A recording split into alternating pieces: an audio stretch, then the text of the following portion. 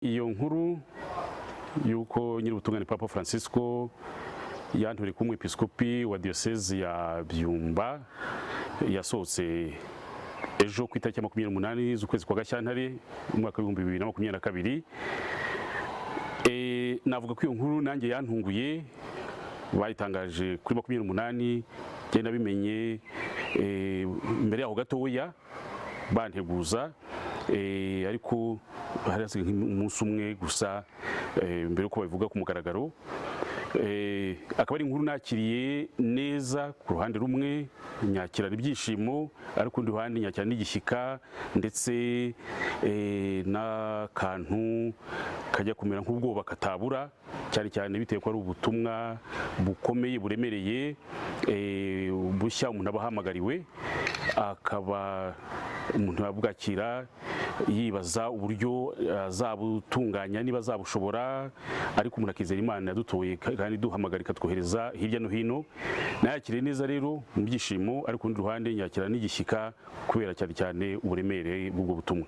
Diocese ya Byumba ntabwo navuga ngo ndayizi neza 100%, ariko kiliziya ndayizi, kiliziya dukoreramo wenda Byumba ifite umwihariko nka diocese yihariye.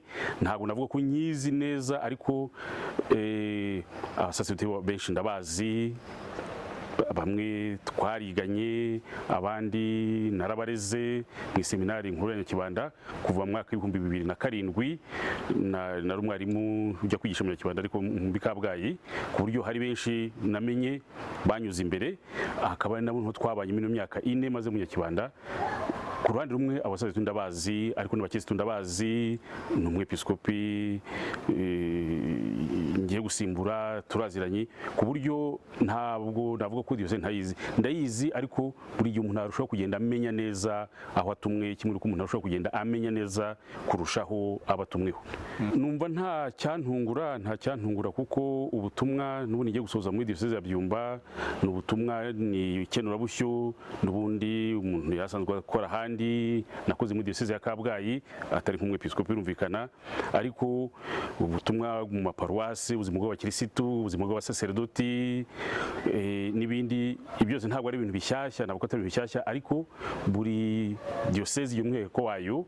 Niyo mpamvu navuga yuko hirya y'ibyo umuntu abazi nibyo aheraho, akagenda amenya n'ibindi by'umwihariko yifashishije n'ubumenyi cyangwa kimwe se ubunararibonye amaze kugira mu iyogezabutumwa rya kiliziya.